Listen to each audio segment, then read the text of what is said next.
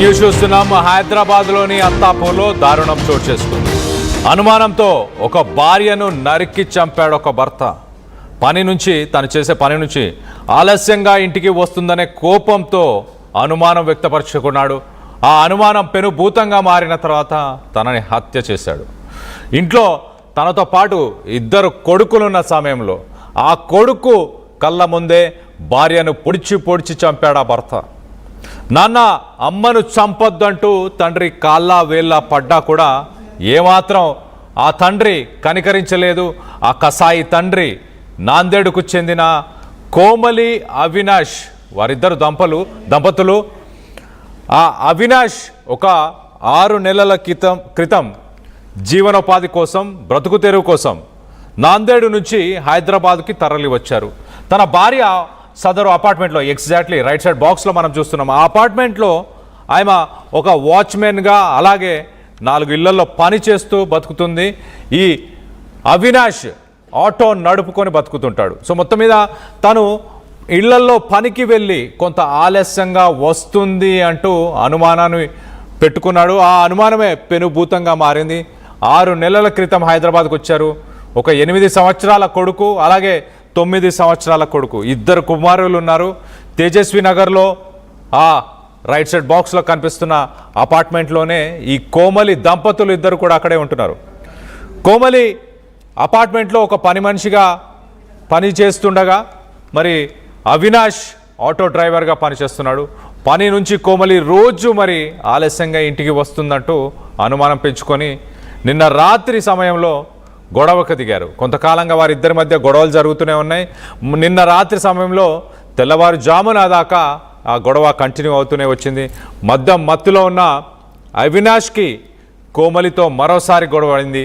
కోపంతో కోమలిపై కత్తితో దాడి చేశాడు భర్త అవినాష్. మరి అదే సమయంలో పెద్ద కొడుకు అమ్మను చంపొద్దు అంటూ నాన్నని ఎంత బ్రతిమిలాడినా కూడా అస్సలు ఎంత వేడుకున్నా కూడా పట్టించుకోకుండా అవినాష్ మాత్రం తన భార్య పైన దాడిని కొనసాగించాడు.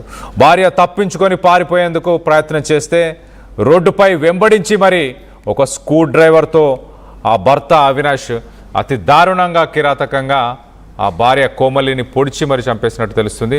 దాడిలో కోమలికి తీవ్ర గాయాలయ్యాయి. ఈ ఘటన చోటు చేసుకున్నప్పుడు ఆ అపార్ట్మెంట్లో ఉన్న వాసులందరూ కూడా బయటకు వచ్చి కొంత కాపాడే ప్రయత్నం చేశారు. తనని హాస్పిటల్కి తీసుకెళ్లే ప్రయత్నం చేశారు. కానీ అప్పటికే కోమలి మృతి చెందింది. దీనికి సంబంధించి ఒక్కసారి ఆ కుమారుడి మాటలోనే తన తల్లిని తండ్రి ఎలా చంపాడు, ఏం జరిగింది అన్నది ఆ అబ్బాయి మాటల్లోనే, ఆ కుమారుడి మాటల్లోనే ఒక్కసారి వినే ప్రయత్నం చేద్దాం. रात में सोने 3 बजे तक सोने नहीं थी, झगड़ा करे। पापा को गुस्सा आया, तो फिर रात में एक्टिंग कर रहे थे सोने की, फिर फड़क को उठ के शुरू कर दिए। पूरा वो जीप है ना, जीप ये पूरा काट दिए, ये पूरा शरीर काट के बाहर भाग गई। तो मम्मी बोले पापा को, पापा छोड़ दो, थोड़ी सांस लेने दो। पापा ने जैसे छोड़ा मम्मी को, तो मम्मी ऐसी भागी और डोर खोल के सीधा बाहर भागी। तो पापा ने ग्लास लेके उन मम्मी को नीचे गिर गई। फिर वहां से रॉड लेके रॉड खुपसाया पेट में, और रॉड खुपसाया पेट में, फिर चाकू लेके खुपसाया, फिर स्क्रू ड्राइवर फिर खुपसाया, फिर उसके बाद हॉस्पिटल लेके आया एम्बुलेंस में लेके आया। तो ऑपरेशन करते थोड़े 5 मिनट हो गया। रात में सोने 3 बजे तक सोने नहीं थी, झगड़ा करे। पापा को गुस्सा आया, तो फिर रात में एक्टिंग कर रहे थे सोने की, फिर फड़क को उठ के शुरू कर दिए। पूरा वो जीप है ना, जीप ये पूरा काट दिए, ये पूरा शरीर काट के बाहर भाग गई। तो मम्मी बोले पापा को, पापा छोड़ दो, थोड़ी सांस लेने दो। पापा ने जैसे छोड़ा मम्मी को, तो मम्मी ऐसी भागी और डोर खोल के सीधा बाहर भागी। तो पापा ने ग्लास लेके उन मम्मी को नीचे गिर गई। फिर वहां से रॉड लेके रॉड खुपसाया पेट में, और रॉड ఆ పెద్ద కొడుకు అసలు ఏం జరిగిందన్న విషయాలు చెప్పే ప్రయత్నం చేశాడు చాలా క్లియర్గా. రాత్రి వాళ్ళమ్మ కొంత ఆలస్యంగా ఇంటికి వచ్చిందంట.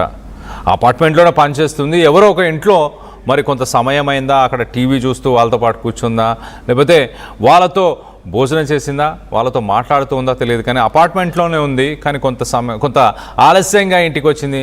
అప్పటికే కోమలి ఆలస్యంగా వచ్చిన సమయానికి భర్త అవినాష్ మద్యం సేవించి ఉన్నాడు. సో వచ్చిన తర్వాత అవినాష్ మొదటగా కోమలిని కొంచెం కోపపడ్డాడంట. ఎందుకు ఆలస్యంగా వచ్చావు అది నేను తిట్టే ప్రయత్నం చేశాడంట.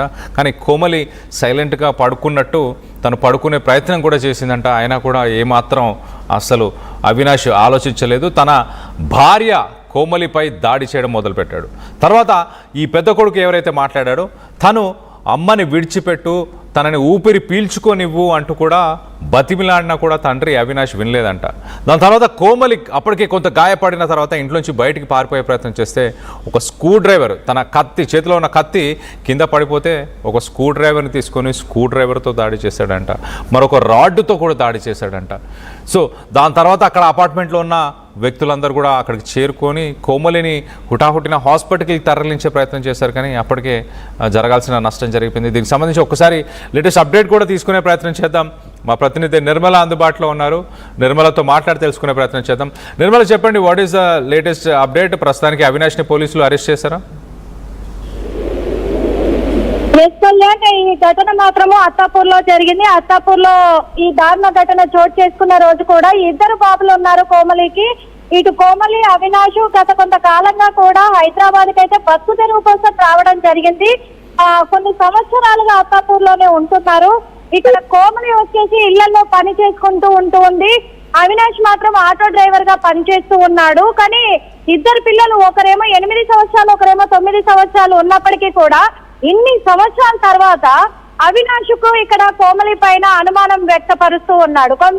కొంతకాలంగా కూడా తన మీద అనుమానంతో చాలా సార్లు కూడా గొడవ పడడం జరిగింది అని చెప్పేసి ఇక్కడ కోమలి పెద్ద కుమారుడు అయితే చెప్తూ ఉన్నాడు.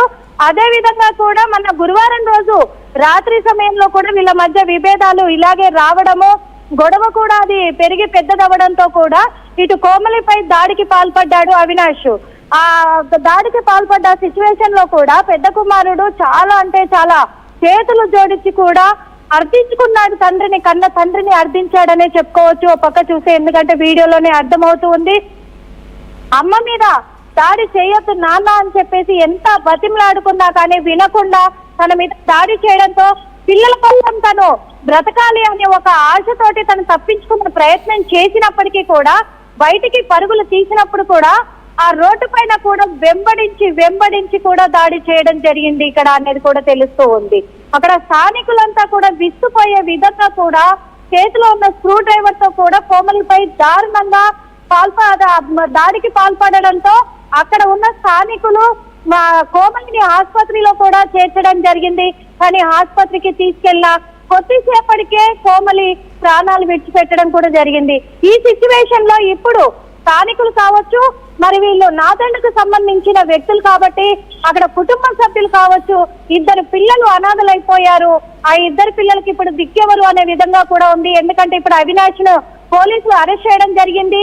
అలాగే ఇటు కోమలి పిల్లలకు అంటే తల్లి దూరం అవడం కూడా జరిగింది. ఇప్పుడు ఇద్దరు పిల్లలు మాకు తల్లిదండ్రులు లేని పిల్లలం అయిపోయాము, నాన్నని ఎంత